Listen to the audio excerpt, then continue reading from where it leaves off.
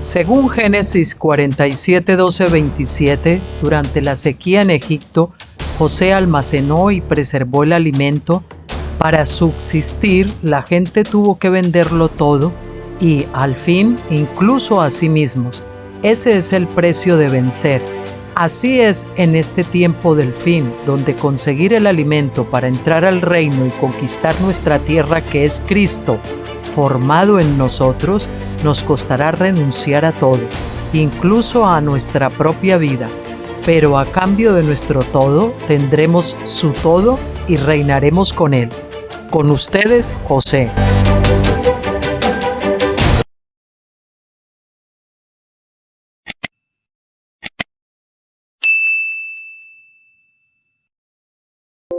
Hola, muy buenas tardes. José, de nuevo con ustedes. Hoy martes, esta semana cogiendo carrerilla. Vamos a ver si recuperamos un poco. En la semana anterior solo se pudieron hacer 2 vídeos. Y bueno, continuando con el estudio del libro de Apocalipsis del doctor Stephen Jones, como saben, estamos con el libro segundo y estamos estudiando las iglesias del capítulo 2 de Apocalipsis, el capítulo 2 y 3. Y bueno, pues nos toca, después de haber visto la de Tiatira, que ya saben que era representativa de la Iglesia Católica, pues nos toca ver ahora la Iglesia de la Reforma, de Sardis, la Reforma de Lutero. Y este es un capítulo también largo, pero no tanto como los anteriores. Yo creo que andará ahí por la hora aproximadamente, pero no va a ser de hora y cuarto, hora y media como fueron el de estos anteriores, porque son capítulos un poquito más extensos que lo habitual. Así que sin demoras vamos a comenzar. Capítulo 2, mensaje a la iglesia de Sardis, que esta abarca el periodo de 1517 a 1776 después de Cristo.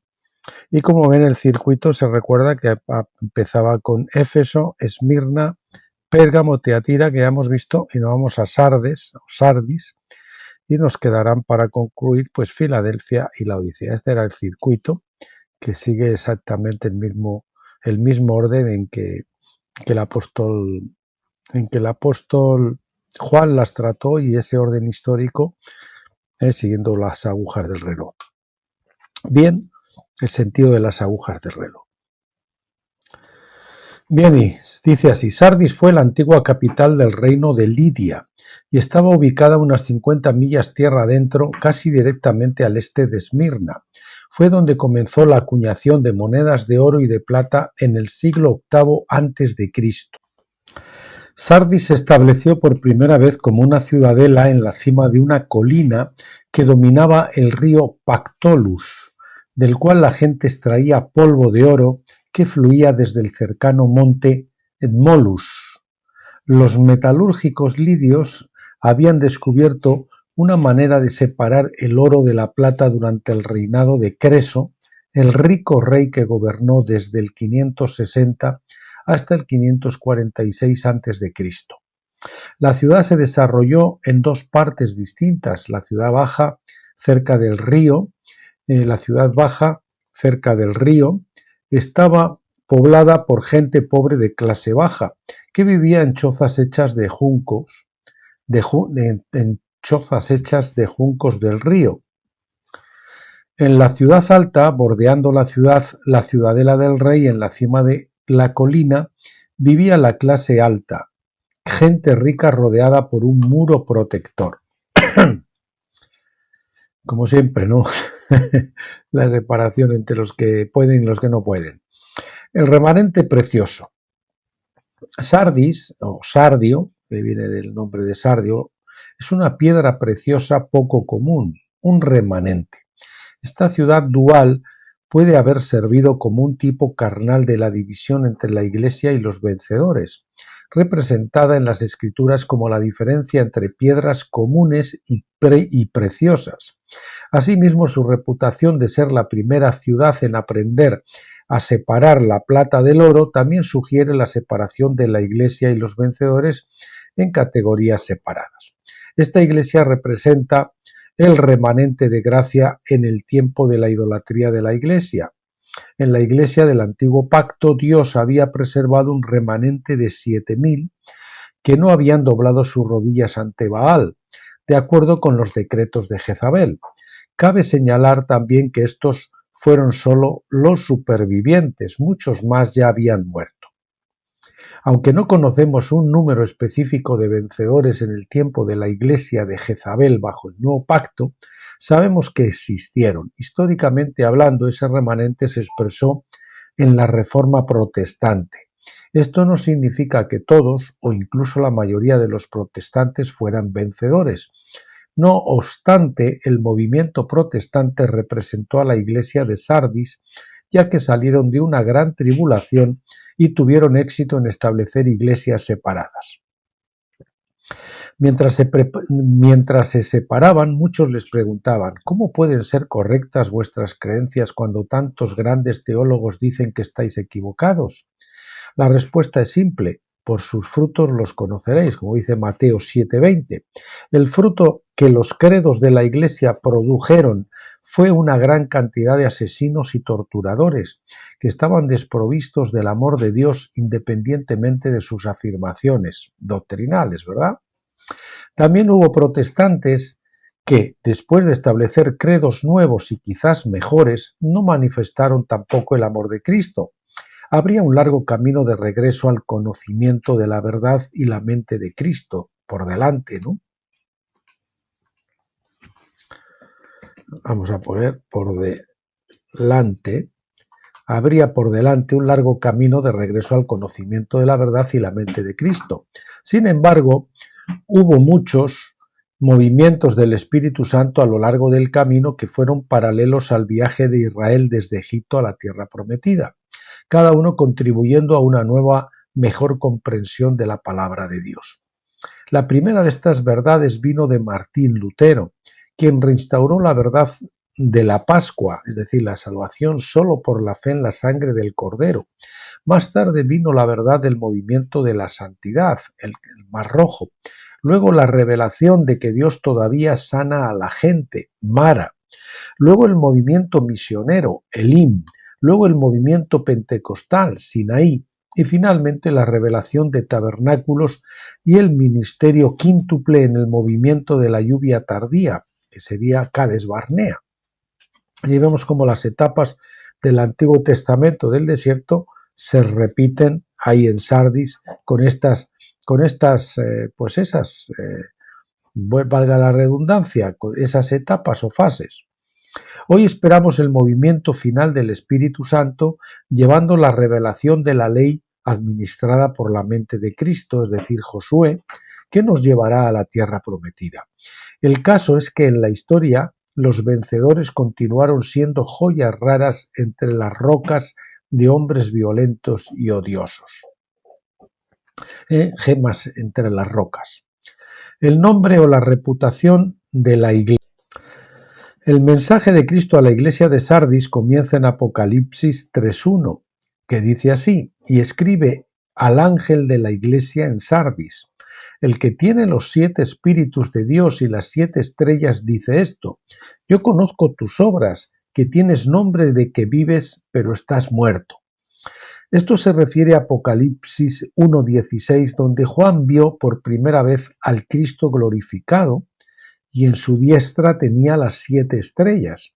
En Apocalipsis 1:20 leemos: las 7 estrellas son los ángeles de las 7 iglesias, subrayamos los ángeles de las 7 iglesias, y los 7 candeleros son las 7 iglesias. Estos 7 ángeles difícilmente pueden distinguirse de los 7 espíritus de Dios que se suponía que hablaban a través de los líderes de cada iglesia. Los líderes de cada iglesia ocupaban una posición similar a la del Shaliach Sibur en las sinagogas judías, Shaliach Sibur en las sinagogas judías. Estos eran los mensajeros de la congregación llamados a leer las oraciones públicas mientras la gente decía amén. También fueron conocidos como los Shazán o cantores, y este título también fue utilizado más tarde por la iglesia. Se suponía que un chazán era un hombre recto de buena reputación. Dado que un mensajero es un ángel, ya sea espiritual o físico, La escritura combina ambos, en el sentido de que se suponía que el Chazán manifestaba la presencia de su ángel asignado. Las críticas de los mensajes de Cristo a las 7 iglesias muestran que sus líderes no habían absorbido completamente el carácter de sus ángeles personales. De sus ángeles personales. Si son los líderes, tienen que ser los respectivos ángeles personales. Por lo que la palabra en el ángel aún no se había hecho completamente carne en ellos. En los ángeles, otra vez, ángeles, aún no se había hecho carne completamente en ellos. En el mensaje mismo, el versículo 1 dice que Cristo reconoció las obras, tanto buenas como las malas, de la iglesia de Sardis. En segundo lugar dice, tienes nombre de que vives, pero estás muerto. ¿Qué significa esto? Muchos se han centrado en el significado de la palabra griega onoma, que quiere decir nombre. Sin embargo, debemos recordar que Juan estaba expresando conceptos hebreos a través del idioma griego. Por lo tanto, debemos interpretar nombre de acuerdo con su equivalente hebreo, que es Shem, que es más que un nombre, también es reputación, fama y gloria. Pero podríamos decir, tienes reputación de que vives, pero estás muerto.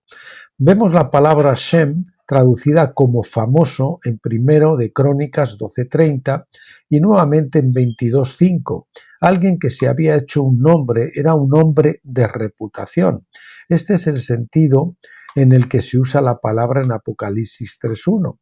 La iglesia, o quizás más específicamente, el Shaliach Sibur o Chazán de esa iglesia, tenía una buena reputación, pero estaba muerto o muerta.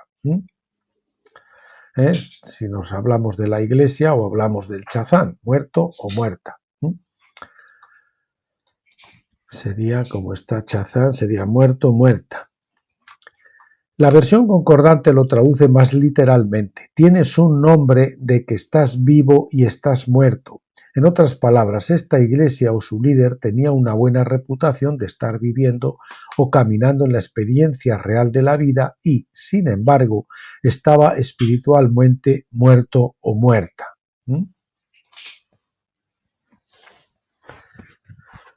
En otras palabras, la iglesia era zombie, tenía hombres muertos andando como si estuvieran vivos. Hasta ahora, este no es un buen testimonio de una iglesia que se supone representa al remanente vencedor de gracia. Apocalipsis 3:2 continúa.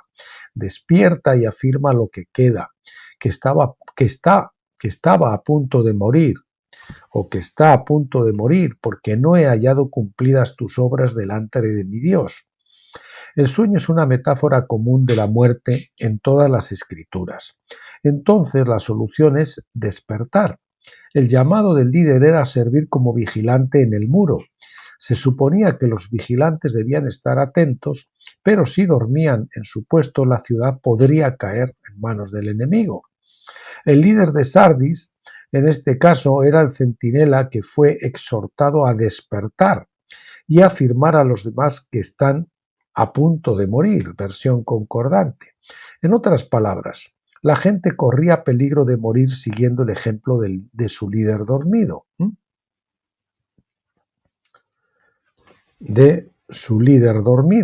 Había mucho trabajo por hacer porque no he hallado cumplidas tus obras delante de mi Dios. Esta es una declaración profética sobre la edad de la iglesia de Sardis desde 1517 a 1776. Aunque habían hecho bien en separarse de los hombres que adoraban a los hombres, todavía quedaba mucho trabajo por hacer para disfrutar de una buena reputación ante Dios. Su obra era todavía parcial. Esto profetizaba que los protestantes de ninguna manera serían perfectos. Recuerda y arrepiéntete. Apocalipsis 3:3 continúa. Acuérdate pues de lo que has recibido y oído, y guárdalo y arrepiéntete. Por tanto, si no despiertas, vendré como un ladrón y no sabrás a qué hora vendré sobre ti. ¿Qué había recibido y oído la iglesia de Sardis que se suponía que debían guardar, es decir, preservar? No se nos dice nada sobre la iglesia en la ciudad de Sardis que pueda decirnos exactamente qué se suponía que debían preservar, custodiar o guardar, en griego, pareo. Nuestras mayores pistas provienen de entender que representaba el remanente de gracia, tanto en la Iglesia del Antiguo Pacto como en la Iglesia del Nuevo Pacto. Elías sabía poco sobre el remanente de gracia, aparte de que habían sido asesinados. Pablo nos dice más en Romanos 11 del 2 al 7. La lección que él extrae de la historia de Elías y los 7000 se declara en Romanos 11 del 5 al 6. De la misma manera, entonces, también ha llegado a haber en la actualidad un remanente de acuerdo con la elección de la gracia de Dios. Pero si es por gracia, ya no es sobre la base de las obras. De lo contrario, la gracia ya no es gracia. La gracia ya no sería gracia. La respuesta obvia es que al remanente se le había dado un entendimiento de la gracia misma, y así encontramos en la edad de la Iglesia de Sardis que el fundamento de la teología protestante descansaba en su concepto de la gracia en oposición a las obras. Esto era lo que se suponía que debían conservar, si era posible. Pero debido a que Cristo le dice a Sardis que se arrepienta, es obvio que si no lo hacían perderían ese concepto de gracia o que su comprensión de la gracia sería incompleta. Así que en la historia encontramos que algunos de los protestantes abusaron de los católicos romanos tanto como ellos mismos habían sido abusados. Juan Calvino quemó a Miguel Servet en la hoguera en Ginebra el 27 de octubre de 1553. Hubo otros mártires católicos en otros lugares, como en Inglaterra, después de que el rey Enrique VIII se separó de la Iglesia romana y estableció la Iglesia de Inglaterra. La Iglesia romana señala a sus 300 mártires, esperando que sus propias acciones de matar y torturar a millones de disidentes sean pasadas por alto u olvidadas. Aunque los protestantes elevaron la gracia en gran medida, todavía no comprendieron su significado completo bajo el nuevo pacto.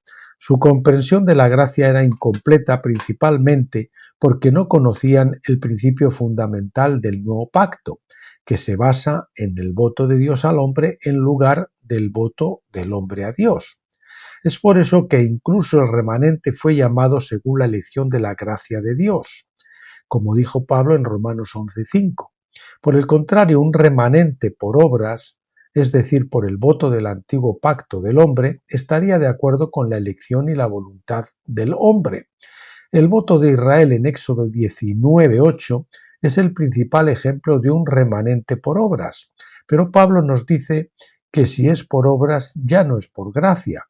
Debido a que la gracia está encadenada a la elección de Dios, en lugar de a las obras del hombre, es evidente que las obras incluyen la cuestión de la voluntad.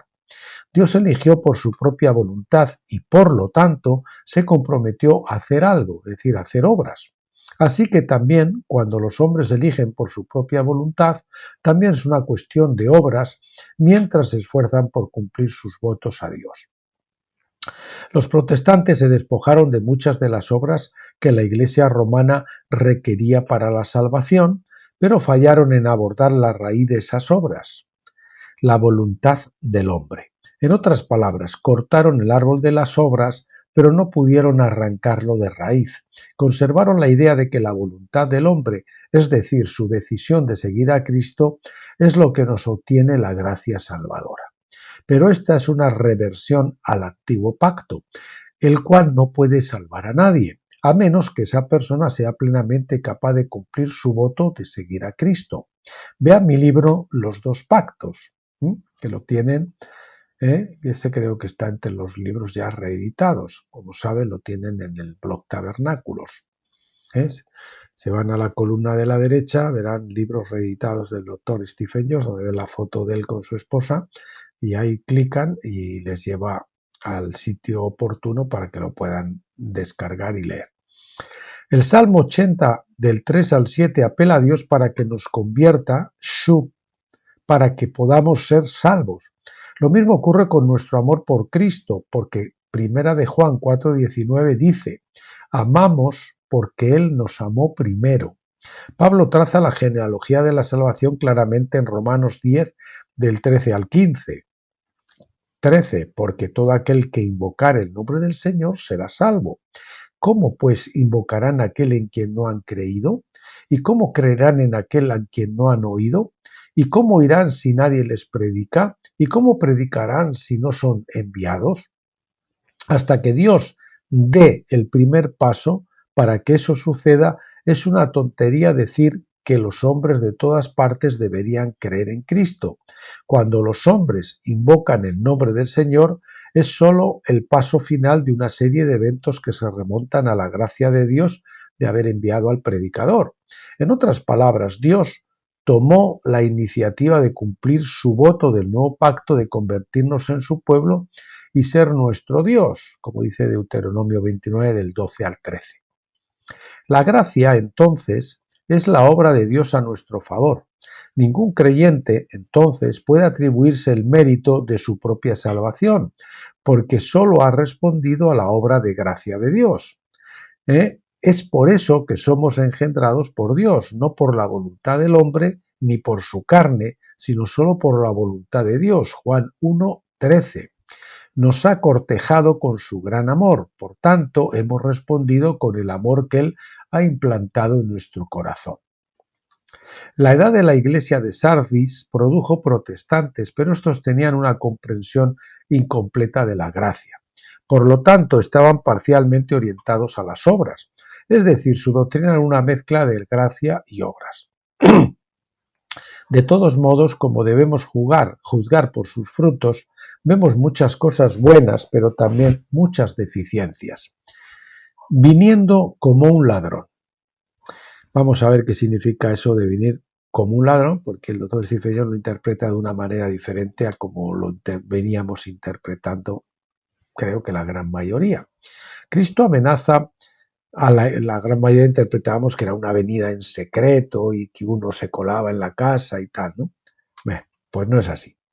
Cristo amenaza a la iglesia de Sardes diciendo que si no se despiertan y terminan el curso que tienen por delante, es decir, la carrera que tienen por delante, Él vendrá como un ladrón. Apocalipsis 3:3. En otras palabras, Cristo dice, no sabréis a qué hora vendré sobre vosotros. En aquellos días los ladrones entraban en bandas. La metáfora del ladrón no pretendía evocar pensamientos sobre un sigiloso ladrón que entra silenciosamente en una casa por la noche para robar joyas.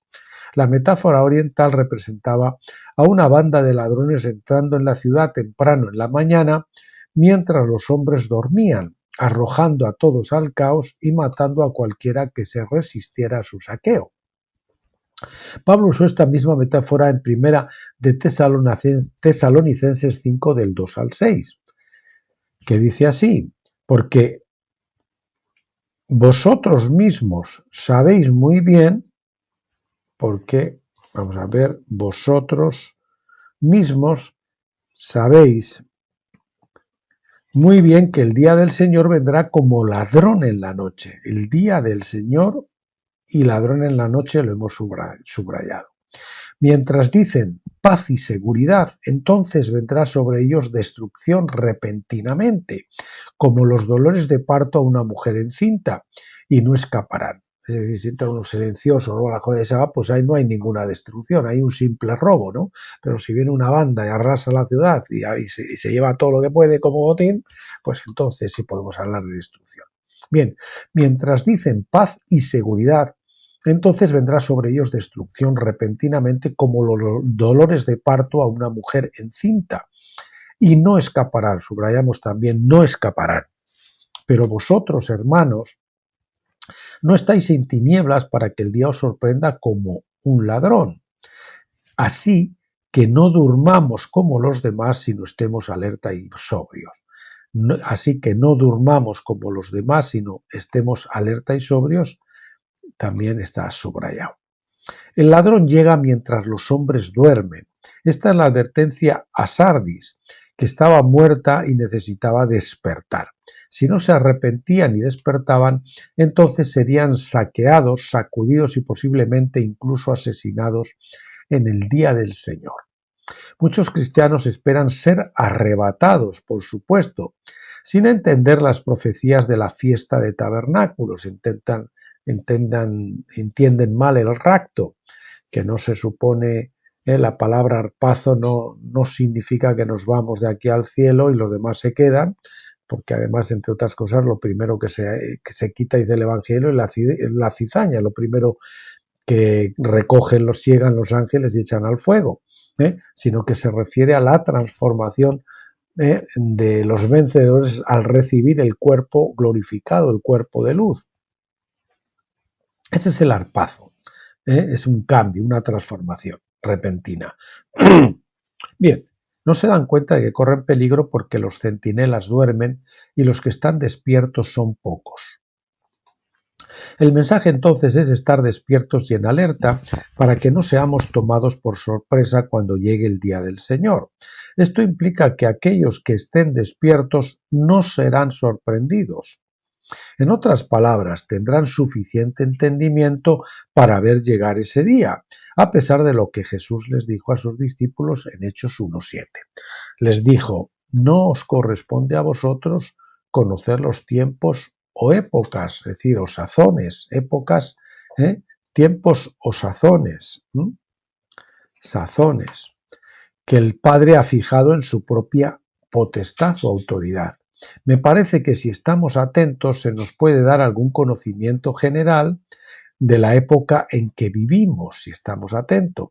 El mensaje a Sardis implica que aquellos que estén despiertos y sobrios, sin haber bebido del vino de Babilonia, tendrán suficiente conocimiento del tiempo del día del Señor para que no se sorprendan cuando llegue.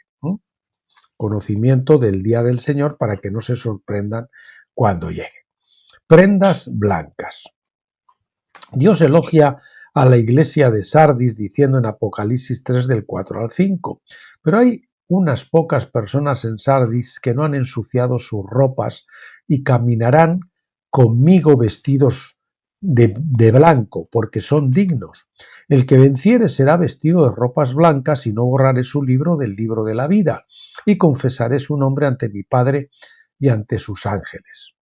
Dios primero les dio vestiduras a Adán y Eva en Génesis 3:21. Estas, por supuesto, eran prendas sustitutivas hechas de pieles que representaban la carne física. Más tarde, a los sacerdotes se les instruyó que usaran ropas blancas de lino cuando ministraran a Dios en el tabernáculo y en el templo, Levítico 16:32. Incluso la gente común recibió instrucciones de lavar sus ropas antes de acercarse a Dios en el monte Horeb, como vemos en Éxodo 19:10. Tener ropas limpias simbolizaba tener un corazón limpio y estar revestido por fuera de obras justas en la vida diaria. De hecho, se suponía que todos debían poner un cordón azul en las borlas de sus vestidos para recordar los mandamientos de Dios, Números 15 del 38 al 40. Ninguna prenda estaba completa sin eso, y eso era un símbolo de su obediencia a Dios y a su ley. Vestiduras de salvación. Isaías 61:10 profetiza: me alegraré mucho en el Señor, se regocijará mi alma en mi Dios, porque me vistió con ropas de salvación, me envolvió con un manto de justicia, como el esposo se engalana con una guirnalda y como la esposa se adorna con sus joyas.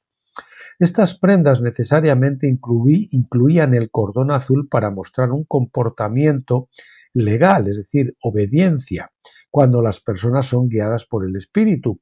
Pero quizás, más importante es el hecho de que es Dios mismo quien viste a su pueblo con estas vestiduras. En el tipo y la sombra del Antiguo Testamento, los hombres se vestían con ropas físicas, pero bajo el nuevo pacto es Dios quien lo hace por su gracia. Además, estas son vestiduras de Yesha, es decir, salvación. Yesha, palabra salvación. La palabra Yesha es solo otra forma de Yahshua, que se traduce más tarde como Jesús. Entonces Pablo dice en Gálatas 3:27, porque todos los que fueron bautizados en Cristo se han revestido de Cristo. Subrayamos revestido de Cristo. Esta vestimenta también representa al hombre de la nueva creación, lo que quiere decir que nos hemos convertido en nuevas criaturas, nuevos seres con nuevas identidades, y ya no las del viejo hombre adámico. Pablo dice en Efesios 4:24, y vestíos del nuevo yo, es decir, se traduce yo, antropos, hombre, que a semejanza de Dios ha sido creado en justicia y santidad de la verdad. Esto se repite en Colosenses 3:10, que dice, y se han revestido del nuevo yo, 10 y 11. Se han revestido del nuevo yo, antropos, hombre, que está siendo renovado para un verdadero conocimiento según la imagen de aquel que lo creó. Una renovación en la que no hay distinción entre griego y judío, circunciso e incircunciso, bárbaro o escita, esclava, bárbaro, escita, esclavo y libre, sino que Cristo es todo y en todos. Cristo es todo. Por tanto, estas nuevas prendas están disponibles en igualdad de condiciones para todos los hombres, independientemente de su origen étnico o clase social. Todos tienen la misma oportunidad de ponerse las vestiduras de Jesucristo, o más bien, de que Dios los vista con las vestiduras de Jesucristo, de Jesús. Sin embargo, nadie está vestido con estas prendas hasta que es engendrado por la semilla del Evangelio, porque solo el nuevo hombre puede recibir tales prendas. El hecho de que todos finalmente recibirán estas vestiduras no contradice esto, porque Dios aún no ha arrastrado a todos los hombres hacia Él. Porque dice la palabra, no es simplemente atraído, es algo más fuerte, es arrastrar, como cuando se arrastran los peces con una red, arrastrado a todos los hombres hacia Él, Juan 12:32. Tampoco vemos todavía todas las cosas sujetas a Cristo, Hebreos 2:8. Este plan divino se hace necesariamente por pasos, porque todos los hombres no viven en una sola época o generación. Tampoco todos los que viven en una generación determinada llegan a creer la verdad del Evangelio. Además, incluso los creyentes en Cristo no son necesariamente dignos de recibir esas vestiduras, como vemos en el mensaje a Sardis. Esto no significa que perderán su salvación, sino que no serán transformados en el momento de la resurrección. No recibirán el arpazo, que algunos llaman rapto, en el momento de la resurrección.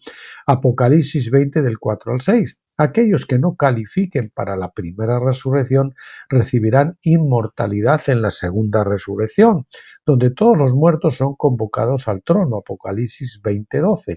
Esa resurrección incluirá tanto a los creyentes como a los incrédulos que no fueron levantados, los que dicen los creyentes que no fueron levantados en la primera resurrección, con los incrédulos. Juan 5, 28 al 29, Hechos 24 a 15, podemos ver eso. Y los creyentes en ese momento serán salvos, así como por fuego, los que se levantan en la segunda resurrección, porque no habían alcanzado a vencer y tendrán que tener algún tipo de disciplina para recibir la inmortalidad y poder incorporarse a la Nueva Jerusalén. 1 Corintios 3:15. El mensaje de la iglesia de Sardis deja en claro que solo unas pocas personas en esa iglesia andaban con ropas limpias, es decir, vivían legalmente de acuerdo con los mandamientos de Dios, en lugar de vivir legalmente según las tradiciones de los hombres. Esos pocos, subrayamos pocos, caminarán conmigo vestidos de blanco porque son dignos. Apocalipsis 3:4. La clara implicación es que los demás de la iglesia no estarán vestidos de blanco porque son indignos de tales prendas. Solamente el que venciere será vestido de ropas blancas. Apocalipsis 3:5. No todos los creyentes son vencedores. Bueno, Warren Witness Lee y algunos otros hablan de que hay dos tipos, y hay que distinguir el vestido lino blanco de la que es la salvación por fe, del vestido recamado o el vestido de boda, que es el que tienen los vencedores, que son los que han hecho, han obedecido, tienen obras a su favor. No solamente la salvación por la fe. Aquellos que habían sido transformados tienen derecho a ese vestido de boda. Bueno, pero como digo, es otra forma de verlo. El libro de la vida. Apocalipsis 3:5 dice de los vencedores: no borraré su nombre del libro de la vida, Poner esto como una declaración negativa implica que él tiene intención de borrar los nombres de los no vencedores del libro de la vida. No se puede borrar un nombre a menos que esté escrito previamente. Esto implica que algunos creyentes, aquellos que fueron genuinamente engendrados por la semilla de la palabra, aquellos que verdaderamente tenían a Cristo en ellos como su esperanza de gloria, pueden perder su lugar en el libro de la vida. Aquí nos hemos topado con la disputa de siglos entre Calvino y Arminio. Calvino enseñó una vez salvo, siempre fa salvo, mientras que Arminio dijo que uno puede perder su salvación si repudia a Cristo. Ambos tenían razón a medias. Lo que no entendieron fue que la obra terminada de Cristo en la cruz selló el hecho de que todos los hombres serían salvos al final, pero que el momento de su salvación aún no se había determinado desde la perspectiva del hombre. Me gusta más decirlo que no es lo mismo la salvación del espíritu que la salvación del alma. La salvación del alma es gradual, porque hay que pasar por ese bautismo de fuego. La salvación del espíritu es eterna y es instantánea. Esa la tienen todos los creyentes cuando creen, pero no todos alcanzan a ser vendedores, es decir, no todos alcanzan a ganar sus almas, a renovar sus almas. Ese es el tema de la salvación del alma y la salvación del espíritu. El que vence ha salvado su espíritu y su alma y por lo tanto reina con Cristo. El que no ha vencido no reina con Cristo, se levantará en la segunda resurrección, en la general, junto con los incrédulos, y tendrá que recibir una disciplina para estar en línea de recibir la inmortalidad. Por lo tanto, y pasará a Nueva Jerusalén. Por lo tanto, una vez salvo, siempre salvo. Es absolutamente cierto si lo atamos a la cruz, porque todos van a ser salvos al final. Incluso si están perdidos, Jesús los encontrará al final. Pero va a tener un proceso que pasar para, lógicamente, llegar a ser vencedores, porque al final de la historia, en el año 49.000, después de todos los jubileos, en el gran jubileo de la creación, pues todos van a ser vencedores. Unos han sido en vida, otros durante el milenio y otros durante el lago de fuego, que el lago de fuego, como saben por otros estudios del doctor Stephen Jones, no es más que el bautismo de fuego, es la segunda muerte, que en realidad pues es como que decía Pablo, cada día muero. Los que la han pasado en vida, esa segunda muerte, pues no la tienen que pasar luego, no van a ser tocados por la segunda muerte. Por lo tanto, una vez salvo, siempre salvo es absolutamente cierto si lo atamos a la cruz. Incluso si están perdidos, Jesús los encontrará al final, como dice Lucas 15 del 4 al 7. Bien, ya lo habíamos dicho eso. Asimismo, los creyentes pueden perder su salvación temporalmente si renuncian a Cristo. Pueden encontrar su nombre borrado en el libro de la vida, pero no para siempre. Yo, como les digo, hay un matiz que yo veo, no perder la salvación del espíritu. Podrían perder su salvación del alma. Esa es la que se puede perder, bajo mi punto de vista, bajo el de Wiseman ni bajo el de Wisner Lee y creo que algunos otros autores.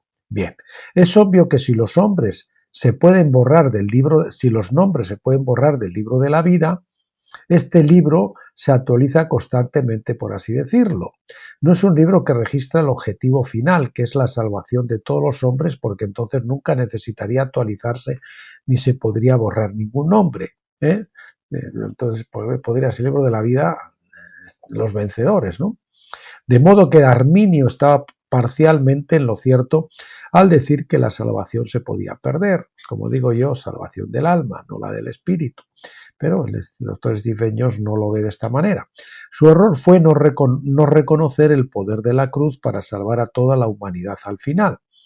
De hecho, este también fue el principal error de Calvino. La restauración de todas las cosas fue el ingrediente que faltaba en ambas enseñanzas, que, si lo hubieran sabido, habrían ido muy lejos para reconciliar las dos enseñanzas y traer la paz entre los dos reformadores. Yo a veces digo que soy calvinista para mi espíritu y arminiano para mi alma, pero eso no es. Unas pequeñas diferencias hay con el doctor Stephen Jones. Bien, nota del traductor, es decir, del que les habla, no del autor. Estoy de acuerdo con lo anterior acerca de la salvación con ligeros matices, principalmente tocantes a la diferencia entre la salvación del espíritu, del alma y del cuerpo. Este es un tema que he escudriñado muy a fondo a lo largo de 30 años y del que recibí mucha luz gracias a los escritos de Watchman Nee, Witness Lee y otros autores. Invito a los lectores a abundar en este asunto consultando las etiquetas o tópicos de mi blog Tabernáculos, Salvación del Espíritu versus Salvación del Alma. ¿Se pierde la salvación? Seguridad de la salvación y calvinismo versus arminianismo. Ahí tienen 4 tópicos, 4 etiquetas que pueden consultar si quieren escudriñar más este tema de la salvación del espíritu o del alma. Confesar los nombres ante el Padre. Apocalipsis 3:5 dice de los vencedores: confesaré su nombre delante de mi Padre y de sus ángeles. Esta confesión se dará en un escenario de corte divina, del tribunal divino. Obviamente ningún nombre se confesará a menos que esté escrito en el libro de la vida. La palabra confesar proviene de una palabra griega compuesta homologueo, que significa decir lo mismo que otro, estar de acuerdo a sentir. Por lo tanto, el libro de la vida es de los vencedores, ahí está claro, ¿verdad?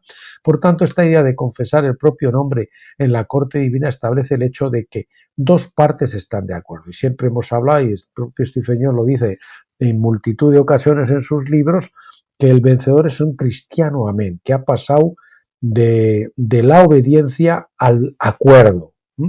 Ya no obedece por una compulsión de obedecer, sino que obedece